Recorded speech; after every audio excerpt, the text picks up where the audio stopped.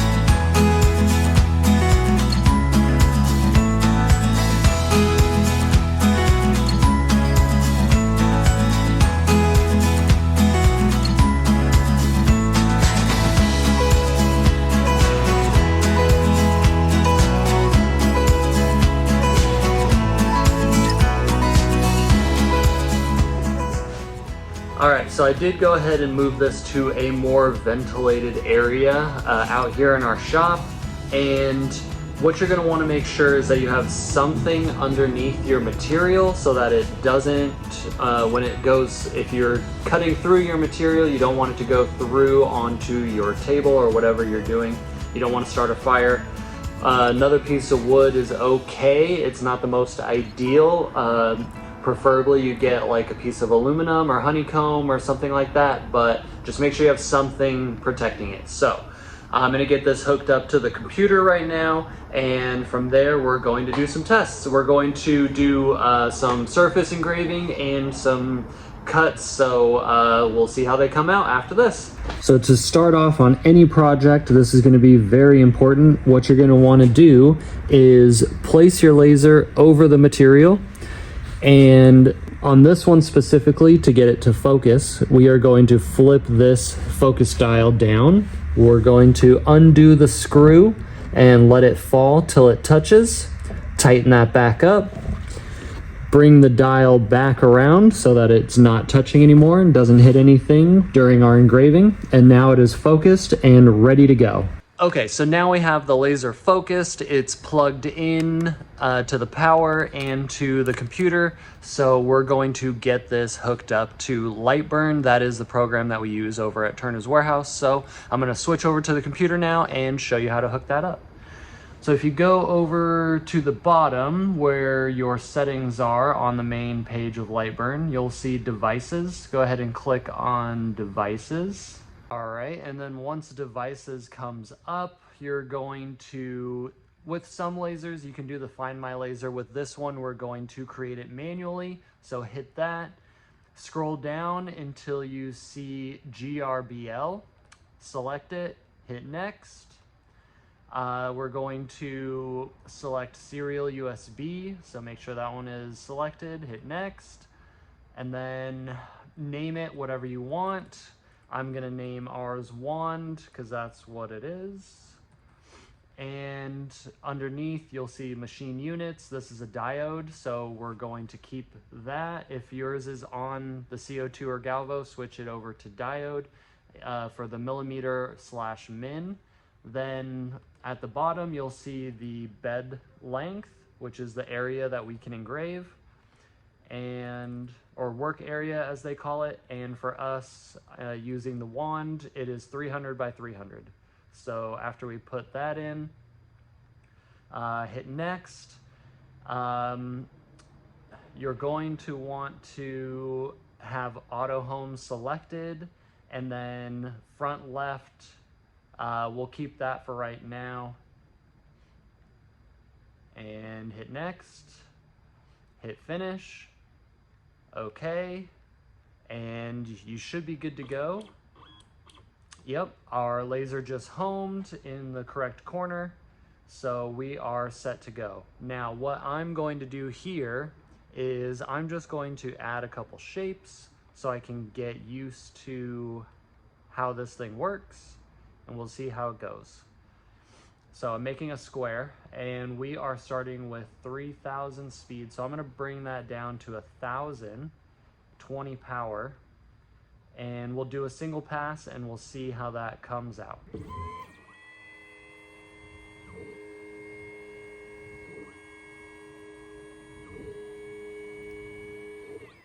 Okay, so that was a good test just to make sure the laser is working.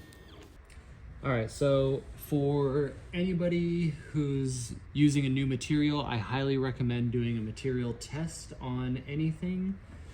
So that is what I'm gonna do here. I'm going to move this so that I can hopefully use a good amount, or not use up the entire thing. All right. I think I have that well enough in place. And we're gonna let this material test go. Now, I usually do not put anything up to 100% power. That seems pointless because I can get whatever I need done by just going slower rather than ramping up the power. Ramping up the power causes things to burn and can light things on fire or damage your laser if you run it too long at a high power. So we don't want to do that.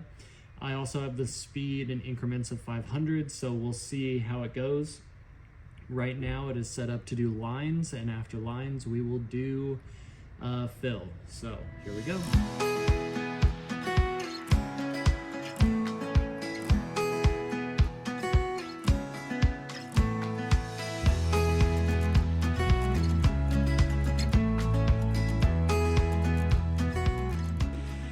Okay, let's check out this material test. That is quite interesting. Definitely some not square shapes on there. A little concerning, but we'll address that.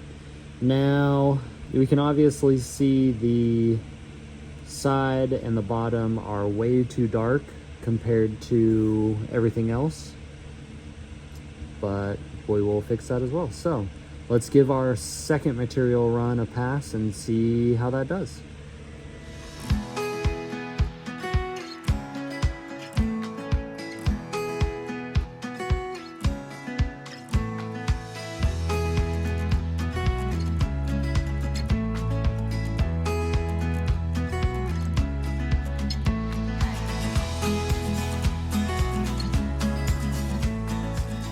All right, let's take a look. I stopped it partway through.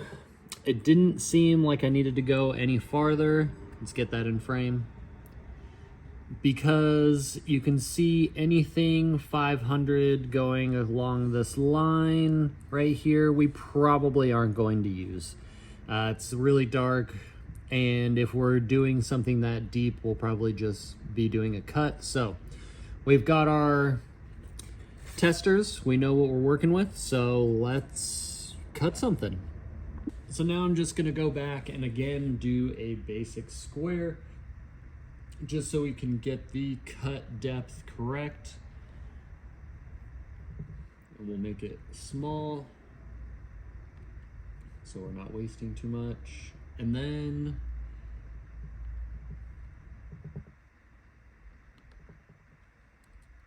we know 500 is good. We'll put that up to 80 and we'll see how that goes.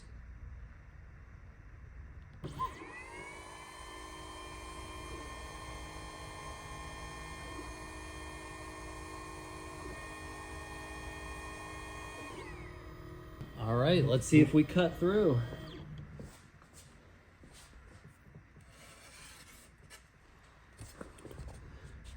So it didn't immediately fall out, but let's check the back. We got some cuts through, but didn't go all the way, so we might need to slow it down.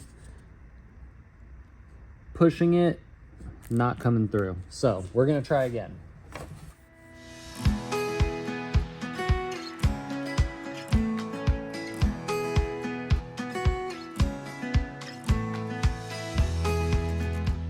Okay, attempt number 2.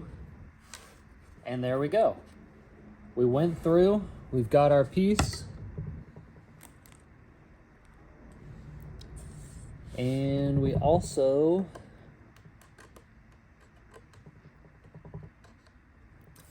hit our protection pad, which is why you always want to have something underneath your laser. So we've got our square. That's a nice square. Let's go on to a new one.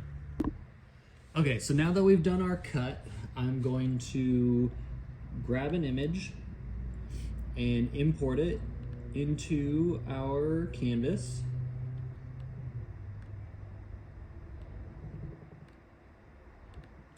Okay, and you can either engrave it like this, or you can trace it. So I'm actually going to trace the image real quick.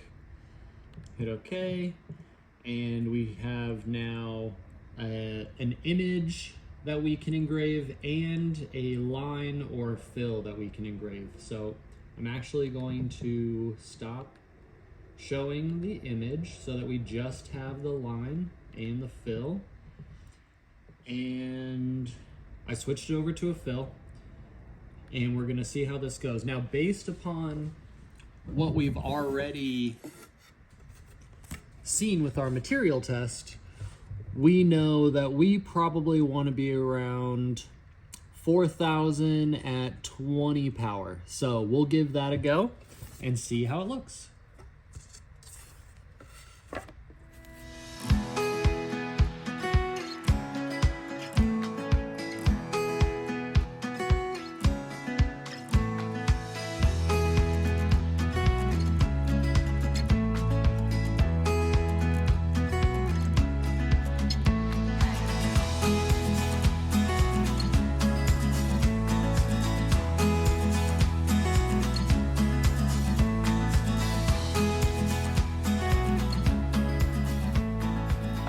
All right, so we just showed off the Wizmaker 12-watt laser engraver, and we got some great results. So I didn't go super in depth, but we did get our cutout, and that was at 200 speed, 80 power, and that worked out great. Went right through, a little bit of burning, but that's to be expected. And then moving over, we have this amazing engraving. So this was at 20 power, 4,000 speed on this, and the quality on that just came out amazing. So you can get some awesome results with this. You can pick this up from their website, wizmaker.com, for under $200, which is awesome as an entry-level engraver, especially with these results. So we also have a CO2 engraver, a fiber laser. If you'd like to see more videos like this, let us know in the comments below. Hope you have a great day and happy turning.